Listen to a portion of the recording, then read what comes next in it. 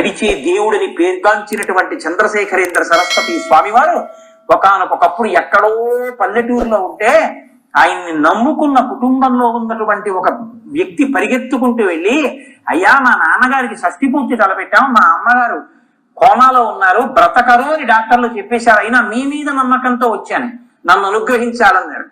పరమాచార్య ఏమీ మాట్లాడలేదు. ఓ అరిటాకు వేయమని అరిటాకు మీద నిలబడి కాసేపు గెంతాడు. ఆయన ఒంటికున్న విభూతి అంతా దాని మీద పడింది. ఈ విభూతి పట్టుకెళ్ళి మీ అమ్మ నోట్లో వెయ్యి అన్నాడు. విమానం వెళ్ళిపోతుంది ఈ పాటికి అన్నాడు అతను. వెళ్ళదు, నువ్వు వెళ్ళన్నాడు. ఆ విభూతి తీసుకుని కారు వేసుకుని వెళ్ళాడు. వెళ్ళవలసిన విమానం వెళ్లకుండా అలాగే ఉంది. ఇతను ఎక్కాడు, విమానం ఎగిరింది.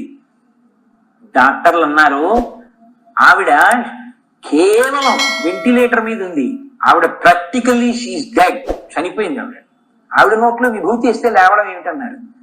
మాకు ఆయన మీద ఉన్న నమ్మకం అటువంటిదని పరమాచార్య స్వామి వారి ఒంటి నుంచి రాలిన విభూతిని తీసి ఆయన తల్లి నోట్లో వేశాడు. అంతే. ఆ తల్లి వెంటనే లేచి, ఏమిటో ఇదంతా ఎందుకు ఇక్కడ ఉన్నాను. యథార్థంగా జరిగిందండి నేను చెప్పిన సంఘటన. సంవత్సరం తర్వాత ఆ పిల్లాడు మళ్ళీ కామకోటి పీఠానికి వెళ్ళాడు. పరమాచార్య స్వామి వారి దగ్గర, మా అమ్మగారండి అన్నాడు. నాకు తెలుసు, వెళ్ళిపోయింది ఆవిడ ఫలానా రోజున.